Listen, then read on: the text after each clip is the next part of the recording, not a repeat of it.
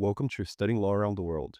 I'm Claudio Klaus. In each episode, I talk with lawyers, law students, and professors from different parts of the world to talk about legal education, careers, and what the profession looks like in real life. We talk about the hard parts, the surprises, and the decisions that shaped their paths.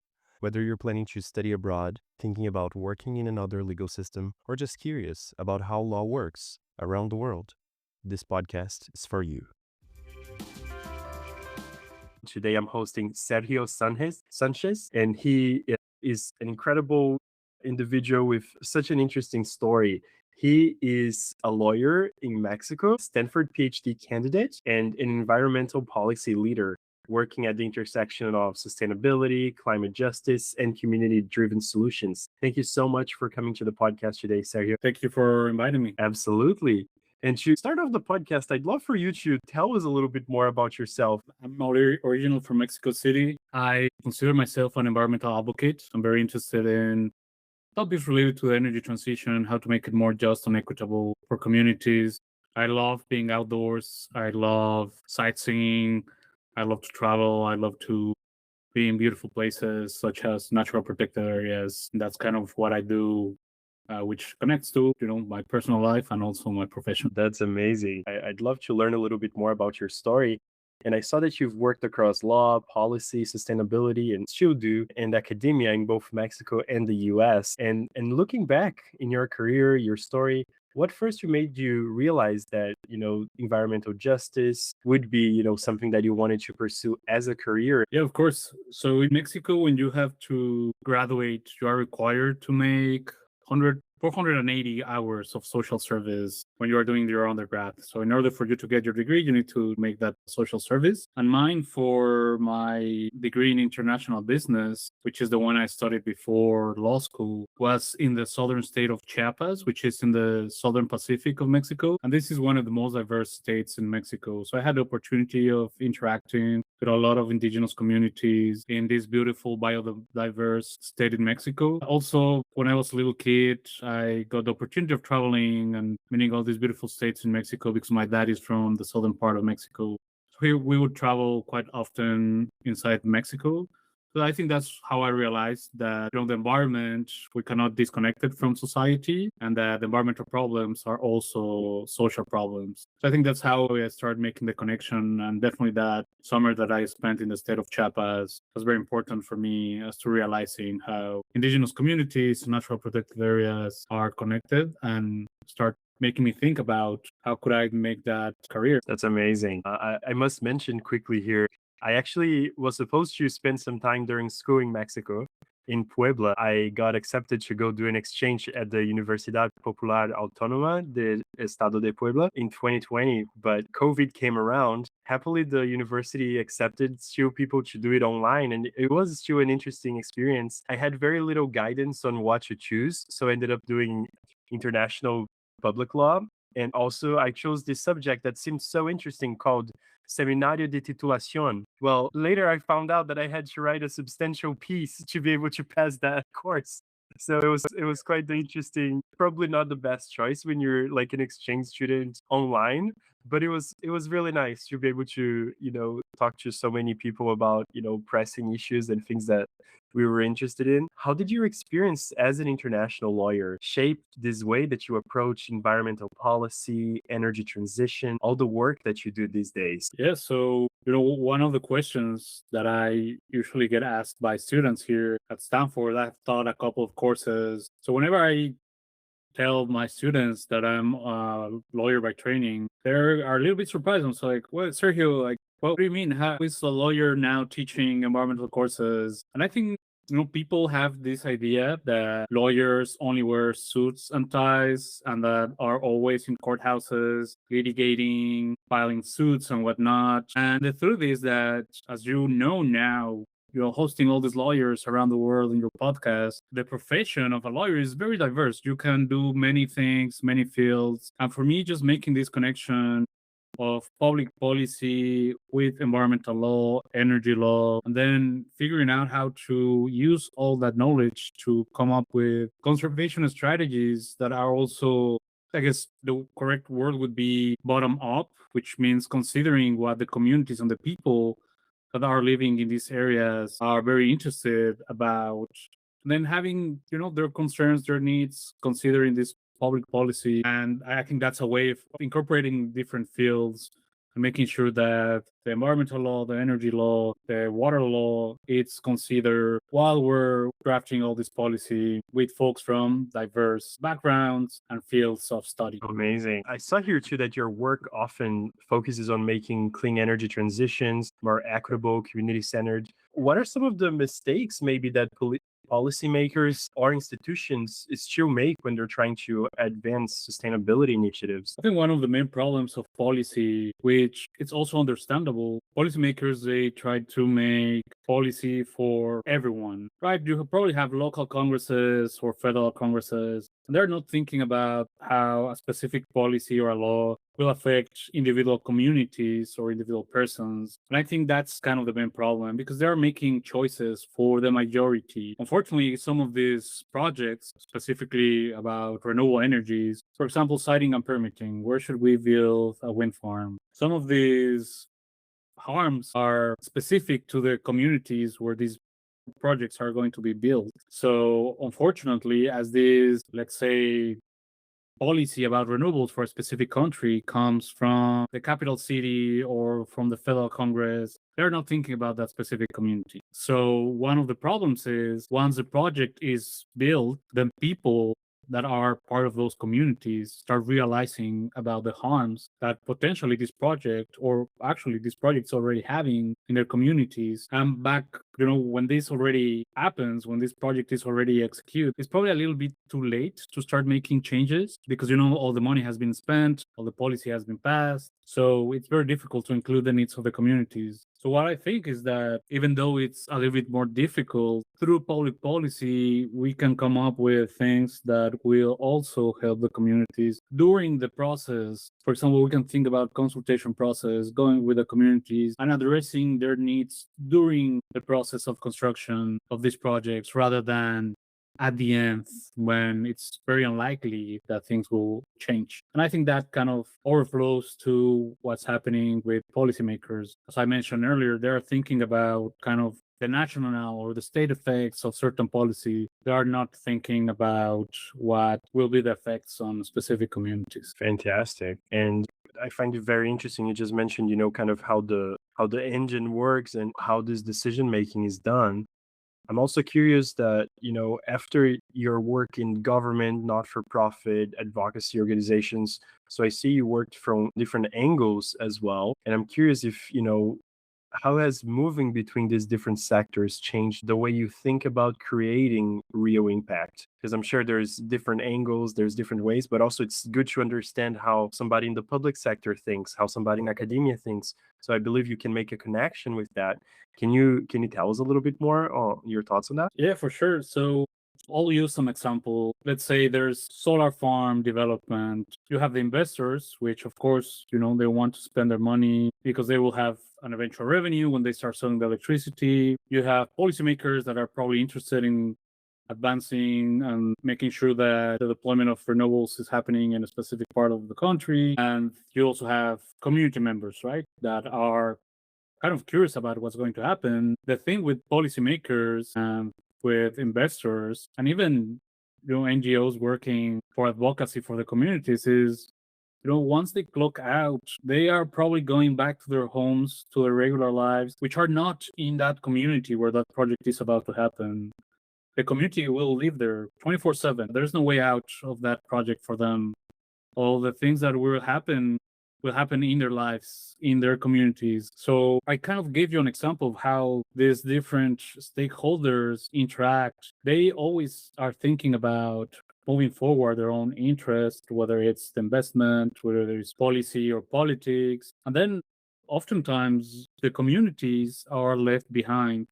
Of course, the communities will advocate for what's best for the communities. Sometimes they will get some help from NGOs, but as I was mentioning, they are not part of the community. As much as they help them and advocate for them, they are not part of it. So each stakeholder will have their own specific interest and make sure that it moves forward. The main issue is how can you make sure that, and sometimes doesn't really happen, how to make sure that all the interests are kind of connected and are not conflicting between each of them. And I think that's the relevance of a good policy, good advocacy, and good community engagement. And that's what I'm very interested in. And that's what part of my research is about. Very interesting. I saw that one of your recent projects involved helping Stanford's educational farm moving towards an electric grid. And I was so interested because I'm feeling here that your work now intertwines as well with engineering, with other, points that also can make these projects kind of come to light. And I'm curious, what that experience taught you about,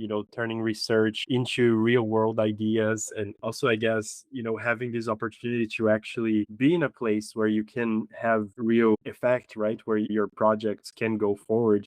So this project was part of a initiative from Stanford, which is called the Living Laboratories. And I was hired by the Stanford Educational Farm to electrify the farm. And they have this idea that students should go out of the regular laboratories, which are usually in a building with controlled conditions. And it happens very often with scientists or researchers that once they go out of these control situations, then they realize it's not the same. And, for lawyers, we kind of realize that, right? Like as soon as we get out of the classroom and go into courts, we realize that what we were taught at school is probably not the same as real practice. And I think something that we as lawyers, we are always thinking about is how to get this practice earlier on our careers. So anyway, with this project, what Stanford is trying to do is that all these electrical engineers, physicists, mechanical engineers, or even folks interested in energy policy kind of come together and have all this information, all this data of a real farm that actually supply some of the produces into the dining halls here at Stanford University that has a real tractor. We have refrigerators, we have classrooms, and making sure that students understand how the electrification process went and how can this data be used not only for Stanford, but think about probably a little bit about the farm of the future, particularly for small scale farms that can benefit from the Stanford experience. Of course, acknowledging all the privileges that we have here at Stanford, but at the same time, I think when we start building these cases and letting the world know about what places like Stanford is doing, then other folks can, to some extent, copy or use it as a model so we can scale the deployment of renewables in small scale farms, and also for students to get kind of the whole experience of what does it mean to have an operational farm with real world data, and then kind of take it back to the research projects to make it more efficient or to make better policy decisions. And I guess in the end, it's more about how things work in real life. Interdisciplinary teams, people with different backgrounds making decisions that will have an effect on real people's lives. So that's what the Stanford Farm was about. And we finished the construction in December. The farm went fully online on January of this year. And so far, it's been quite a success for not only the farm, but I would say as a whole, as Stanford University. Students are very happy to go visit the farm. We're being asked to get some data so students can run some experiments. For example, changing the charging and discharging cycles of the batteries and other stuff, fun stuff. That's probably more in the electric engineer side, but I think everyone is welcome and has the opportunity of learning about the microgrid at Stanford. That's amazing. And you've researched topics ranging from renewable energy to conservation in Colombia to batteries in Atacama, Chile, environmental justice, marginalized communities, so many different things, and such an interesting array of topics. How do you balance the local community voices with the large scale climate and energy goals? So I think one of the main problems about research and academic spaces is that most of the knowledge that's produced in academic institutions, no matter where in the world you are thinking about or what specific place or university you're thinking about, it's very abstract knowledge. Most of it will stay only between the scientists, the researchers, or other academics. So building these connections, translating this knowledge from academic knowledge knowledge into actionable knowledge, building these bridges between academia and the industry or the government. It's something that's very relevant for me. And having this opportunity of doing research, for me, it's very important, to the extent possible, of course, to amplify the voices of the communities I work with, because they are often overlooked. It's very common when you think about research, this parachute type of research where researchers from high income Western countries will go into developing countries, the global South countries, do some research, extract some samples, and then never go back to the communities to share the results with them. And for me, that part was probably the most important component of my PhD, making sure that the knowledge I co-produce with them is useful for them, not only for my academic purposes, but it's also good and useful for them. Just to give you a little example related to my research that I've done in peatlands in the Colombian Orinoquia. So peatlands, they are type of wetlands, and they are the terrestrial ecosystem that store more carbon in planet Earth. So it's very relevant for us to take care of them and to make sure that carbon stays in the soil. However, in a lot of South American countries, they have recently discovered that there's a lot of peat in these peatlands. Peatlands are made out of organic matter that's decomposing. But as it's, in a wetland, there's always a lot of water. There's no oxygen, so decomposition takes longer.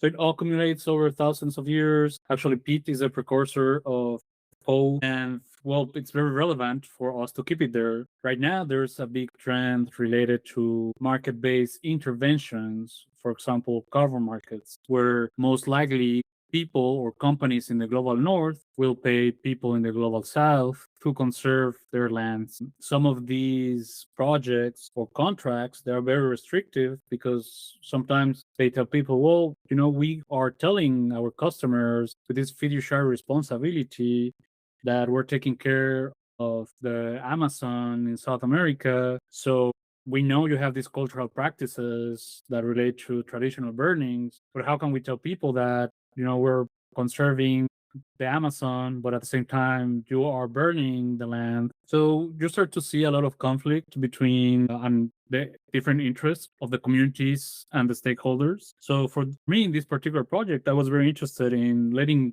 people know that there's value on what's below the soil. Usually these carbon credit contracts, they're only considering the CO2 that's stored in trees. I would say that's very common for carbon credits. They're not considering what's below. And that's because, people don't know what's below. So part of this project was letting people know what are the resources that they have so that, number one, they can take care of them. And number two, they have better information when these companies are trying to negotiate carbon credits contracts with them. They can actually get a fair price that is considering the carbon that's being stored below, as well as the carbon that's being stored, for example, in trees or grasslands. So for me, it was very relevant to go back to the communities to share the results of our research so they have this actionable and useful knowledge that goes beyond the regular academic conversation. Fantastic. And in the same context, I love that you mentioned, all these aspects that have been getting kind of repeated throughout this session in a very interesting way as you explain your research, the approach. I think it's once again very nice that we have a space as legal practitioners to really understand these issues and have a voice, in a way to share that. I believe that many law students and young professionals might be listening to this podcast might have had at some point the desire to work, with environmental law, with sustainability, this intersection of policy, regulation, sustainability, and so forth. But it's kind of hard to see examples of where that can lead you, right? They quite don't know where to start. Sometimes it's hard to find, a firm that specializes in that and then that hires a lot of people as well, right? Sometimes you have a hire a year or less than that. What kind of practical advice would you give, to international lawyers to lawyers who are maybe thinking about that, who might be, international, who might be from underrepresented backgrounds, but are just wanting to stick to this purpose and mission in their life? I would say that the first recommendation would be kind of be open to understanding that, as I was mentioning before, the profession of a lawyer is very broad. And at the same time, kind of acknowledging that there will be opportunities away from the usual law firms. I think there's a very common thing happening in a lot of countries. Particularly, I'm thinking about Latin American countries where environmental law is often more like administrative law. It's more related to citing and permitting of energy projects, renewable energy projects, oil and gas projects. And you rarely have that access of actually interacting with the communities. Probably some of these projects will end up in litigation, but it's more kind of a usual track of lawyering. I think once you enter that little circle, I think you can start seeing who are the stakeholders or the folks involved in these type of projects and how they're approaching the situation. For example, if you are interested in the policy side, you can work for think tanks, or you can go work for the government, or you can go work with some folks doing legislation in your country. If you're interested in the community side, you can work with advocacy groups, you can work with or for the communities. And if you are in the side of research, you can also make sure that you co-design your research to make sure that the interests of the communities are embedded in the research that you are doing. So I would say stay curious, stay open, and understand that the deeper you get, I would say, into environmental problems, the more you realize that you need an interdisciplinary team and interdisciplinary knowledge to be able to talk about these solutions. So, yeah, stay curious and, always try to be open-minded and try to pursue your dream because it's possible. And I think it's very common for lawyers to kind of reach to this wall where we're separated by fields. So just realizing that there's something beyond that barrier that takes you to interdisciplinarity. I think that's my recommendation. Fantastic. I really appreciate you making the time to come on the show, and I really appreciate you all for taking the time to listen to this episode. Thank you for the invitation, and I'm very always happy to talk to other folks that are pursuing a similar career. Thanks for the time. I really appreciate it. Absolutely.